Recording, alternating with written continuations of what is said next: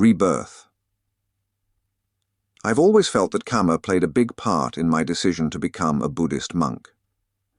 When you think about it, tens of millions of people live in England, but how many of them have become Buddhist monks? Hardly any. So I think that karma must have played a significant role. Besides that, as a young man I chanced to read a book on Buddhism which so interested me that I began reading other books as well. I read not only books on Buddhism, but books about Hinduism and Christianity as well. In the end, I reached the conclusion that Buddhism suited me the best. I did consider converting to Catholicism at one time, but the problems that I came up against were the issues of karma and cause and effect, which seemed to be lacking in Catholicism. I just could not accept a religion that did not include these principles. It just didn't ring true. It is important to realize that most of the pleasant and unpleasant things that we experience in this life represent the ripening of actions performed in the past, usually in past lives. Those consequences of karma are programmed into us from birth, causing us to constantly reap the fruits of our previous deeds. Be they good or bad, they are the fruits that we deserve. And because karma is an immutable law of cause and effect, we cannot avoid the consequences by looking for scapegoats. We must accept them as our just rewards. However, although most experiences in life are the results of previous actions, our responses to those experiences are not predetermined. Instead, they represent new actions, which will bear their own fruits in the future. What happens to us now may have resulted from past causes, but it's how we respond to what occurs in the present that will determine what we experience in the future. The underlying intention behind our actions is what determines the nature of their results. In other words, we have a choice. We are the masters of our own future. So whatever action you may do, even though no one else ever knows about it, you yourself always know because the trace is there within you. That knowledge gets buried within your heart, and when the time comes for that trace to ripen, it will suddenly appear as a consequence of your previous action. When the consequence is misfortune, people may lament, "Why does this happen to me?" They do not see the seeds that their previous actions sowed. Because they cannot see the truth, they feel that they are at the mercy of blind justice, or God's will, or something like that. They don't realize that they themselves have sown the seeds of their own misfortune. Such people may even be inclined to deny that rebirth follows death, or they may hold to the nihilistic view that rejects the possibility of life after death. But such views do not alter the truth. The truth is not governed by speculation, nor is it influenced by people's views and opinions. At the time of death, the supreme authority of karma and its consequences overrides all such speculative beliefs. Buddhism asks us to reflect on the truth of our own mortality. It's actually an obvious truth that we are bound to grow old, become ill, and die, but one that we tend to accept only grudgingly. The Buddha was not being insensitive or morbid in calling our attention to human life's inevitable march towards death. In asking us to focus careful attention on matters of birth and death, the Buddha sought to arouse in us a strong determination to turn away from unwholesome states of mind and replace them with wholesome states of mind. The reason for this is the fact that our actions of body, speech, and mind have consequences, both now and for our long-term future. In other words, the consequences of our actions rebound back to us either later in the same life in which the actions are done or in some future life. Thus, the reason why a being is reborn into a particular realm is because in a previous life that being made the kind of karma that predisposes one to rebirth in that realm. These two principles, karma and rebirth, are fundamental to understanding the Buddha's teaching. Karma means action. When we act, speak, or think, those actions leave traces in the mind that are bound to bring results in the future. When we do good actions, good results follow. When we do bad actions, the consequences are correspondingly bad. The traces that are left are not left anywhere outside of oneself. They are internal traces left within the heart. In Buddhism, we say that causes have effects. In that sense, the actions that we do are causes that will have effects sometime in the future. If not in this lifetime, then sometime after we die. An action and its cause create a force which must find an outlet. The outlet that it finds will depend upon the nature of the action that was done and the nature of the intention motivating that action. Thus, depending on the nature of the action and the volition behind it, a karmic consequence can arise anywhere at any time, in any realm of existence and in any future birth. Buddhists have a firm belief in many realms of existence, both above and below the human realm. This range extends from the highest heavenly realms down to the lowest hell realms. It is this hierarchy of existence that constitutes the Buddhist universe. Living beings are being born, dying, and being reborn continually. This process is the round of rebirth, known as samsara, which implies wandering from life to life with no particular direction or purpose. Beings wander through this vast and endless universe, attempting to find a permanent home, a place where they can feel at ease and secure. In the realms of the devas, they find great happiness. In the realms of hell, great suffering. But their stay in these spiritual dimensions is always temporary. No place in the whole universe is permanently secure. Sooner or later, whatever the realm of rebirth, a being will die, only to be reborn somewhere else. So, the search for happiness and security within the round of rebirth never ends. Direct knowledge of the all-encompassing nature of karma and rebirth was an essential aspect of the Buddha's enlightenment. As part of his enlightenment experience, his mind traveled back through all his uncountable past lives. Though his search stretched back incalculable eons, he never saw a beginning to his past existence. He found no beginning and no end. Later, he witnessed all the beings in the universe being born, living, dying, and being reborn over and over again without end, all being trapped in a web spun by their past actions. As a result of that knowledge, the universal laws of karma and rebirth became central tenets of the Buddha's teachings. In fact, an understanding and acceptance of the principle of karma and its fruit is an essential aspect of right view. The quality of future births depends on the moral quality of our actions right now. Relatively speaking, we create ourselves.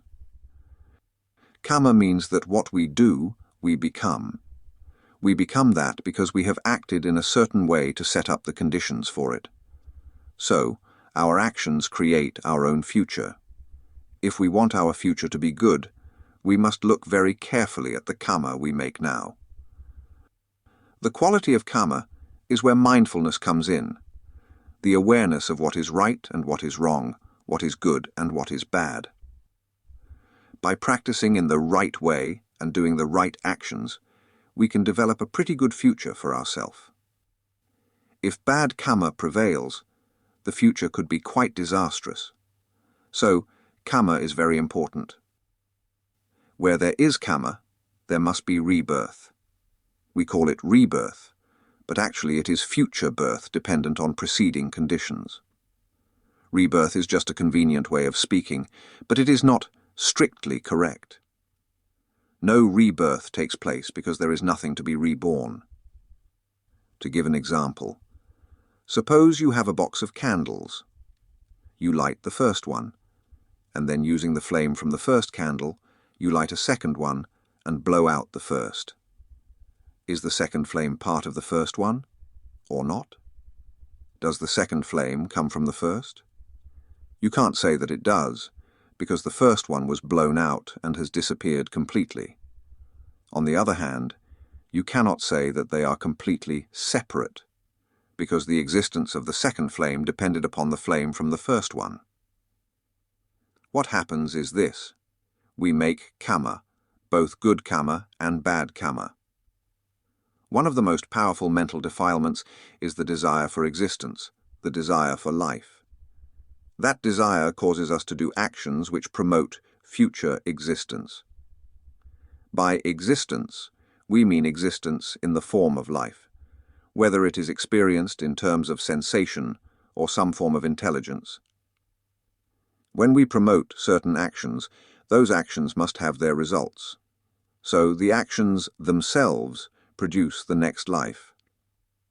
When we die, that craving for existence remains. It is karma born of craving that passes the flame from one life to the next. That karma of craving existence creates the relinking consciousness. We are then pitched into a situation that originates from something we have done in the past. In this way, the grasping for life combines with karma, which determines the precise destination of our next birth. Once karma is attached to the new state, then that karma keeps the ball rolling. At that point, we are at the mercy of our accumulated store of morally good and bad actions. Many people are hampered in their quest for happiness by the nature of their previous karma. For example, the consequences of killing another living being means experiencing a lot of suffering. Karmic consequences usually alter the character of the actor. When people do bad karma, it alters their character for the worse. They may think, "When the time comes, I'll make up for it by doing some good deeds." The problem is, they're morally slipping down all the time. So when the time comes, they forget about doing good deeds. They simply ignore those actions. That's the way it tends to go. When one slips down, climbing back up is hard work. It's easy to drift down, but difficult to pull back up. That's why it is best to avoid even small instances of bad karma, because they easily develop into habits that become a part of one's character. When that happens, one's character becomes altered, sometimes irreparably. There is a case on record in the suttas of a man who was a pig butcher. When he reached the age of 60, he stopped speaking and wouldn't take his food normally. He had to eat kneeling on the ground. He wouldn't use his hands. He just stretched his neck out and ate from the ground. I heard there was a similar case in northern India much more recently. A man who had been a pig butcher did the same thing within the last 40 years.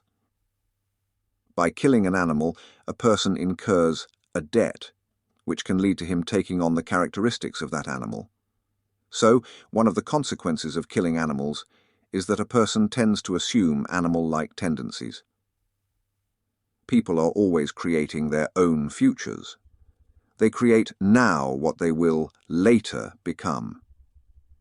Usually the future they create is something they don't want. By not wanting it, they actually create it.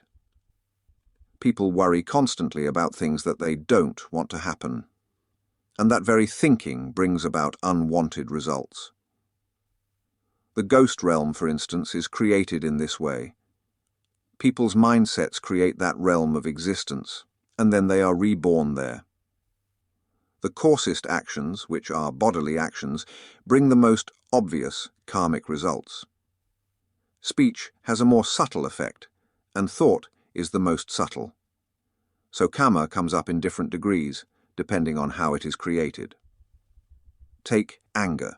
If you give way to thoughts of anger, those thoughts are karma, backed by craving. That craving is the desire to get rid of unpleasant feelings, which in turn arouses anger. The tendency is to try to rid oneself of those unpleasant feelings by blaming or criticizing someone or something.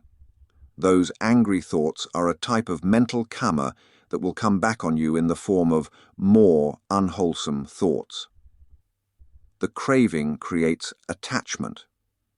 In the case of anger, it is attachment to the situation that caused the angry reaction. Because the attachment is still there, the anger can easily arise again. When the trigger is pulled, which allows that sort of situation to reoccur, Perhaps you see a person somewhere on the street, and suddenly the anger resurfaces. Then you re-experience the same thought patterns, which creates a tendency to make similar karma by way of speech and action. When we understand that everything we experience in the present results from past causes, we begin to reorder our priorities. It is obviously not possible to change the past. Consequently, the way we respond to what happens to us now becomes the important matter, because present actions will shape our future. We begin to take responsibility for our situation once we realize that what we experience in this lifetime results from causes we ourselves created in the past. Instead of feeling like helpless victims of an unfair system, we break the habit of blaming others for everything that goes wrong in our lives. In other words, we take full control of our life and our destiny. The Buddha said that we should use wisdom in everything we do. That means looking at and examining the intentions behind our behavior. Are our actions based on defilements or on Dhamma? We should be very careful of the actions we do in everyday life to make sure that we do not perform bad actions that will cause us suffering in the future. Before initiating any course of action, we must make sure that it is leading in the right direction. We should pay attention to what we are involved in, what we are involving other people in, and how that will affect us down the road. Because in the end, everything we do creates karma. We should take care lest we accumulate a store of unpleasant results. Thus, we must be wise and careful in the choices we make. The important point here is how we respond to situations as they arise. By reacting skillfully, we can change our response from negative to positive. Choice is the constructive side of karma. As human beings, we can make choices based on our innate intelligence. That is one of the reasons why a human birth is so valuable. Animals are basically creatures of instinct, making it difficult for them to broaden their choices. They lack the means to develop a wider view of their situation. People, on the other hand, have a broad range of choices. They don't have to follow their base instincts and react negatively when confronted with the inevitable unpleasantness of life.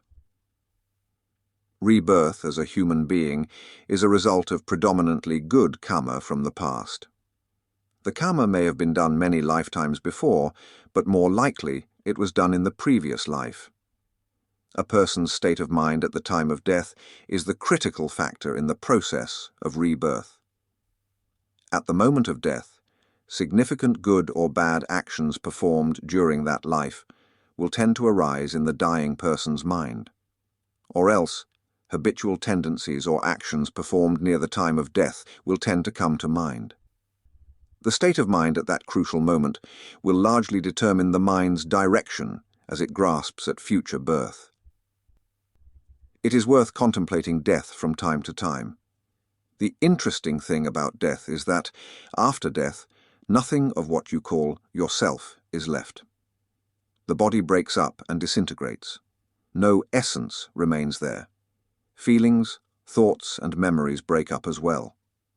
All that's left is your karma. After all, what is death? Firstly, it's the breakup of one's body. If one views the body as an integral part of one's self-identity, it's the breakup of one's self. Then one's karma fashions an environment based on one's past actions, which is grasped as a ground for rebirth. But the one that is then born is not the same one that died. The two are on the same continuum, but they are not the same person. Then again, we cannot say that they're different either, because they both share the same karmic legacy. When you reach the time of death, what's going to happen? Try to visualize it. Think of the body. What happens when the body dies? When the body dies, all sensation goes with it. Sight, sound, smell, taste, and touch all vanish. So, your normal perception of the world disappears. your possessions all go completely. You won't have control over the slightest part of them. You are totally on your own. You should consider this carefully and think about what it means. Why do you place so much importance on your possessions? Why are you so concerned about what other people think about you? Why are you so concerned about your social status or your position at work? If you are constantly aware of death, if you contemplate death a lot until you feel it and see it clearly, the importance of these things tends to drop away. Because of that, when they eventually change or disappear, you are no longer affected. The only possession you keep at death is your karma, and the best way to make sure that it is good karma is to do Buddhist practice. This is right karma. Because it is the direct training for the sake of nibbana, the karma made while doing Buddhist practice is the best kind you can make. Even though we are bound by our past karma to wander endlessly from life to life through samsara, this does not mean that the search for true happiness and security is futile. The Buddha himself found the true path and followed it until he reached the end of all suffering, thus transcending the world and going beyond the round of rebirth. Because the karmic destiny of beings is not inevitable, anyone can enter the Buddha's noble path and follow in his footsteps to attain nibbana, which means that all of us have the potential to become noble disciples of the Buddha. Just like the Buddha prior to his enlightenment, we have all lived through countless different lifetimes before reaching this point. Fundamentally, we all share the same potential for enlightenment that the Buddha had. We too can walk the Buddha's path to the end of all suffering. That attainment is entirely feasible, because it was taught by somebody who had accomplished it himself, someone who understood the way to overcome the hindrances we all must face. Right now, the problem we face is that our potential remains dormant and undeveloped. It is our job to awaken it and act on it. According to the Buddha's teaching, we are responsible both for what happens to us and for how we respond to what happens. What happens to us is a result of causes we ourselves have set in motion. How we react to those experiences will determine our future. All that's left is for us to take up the challenge and assume full responsibility for our potential.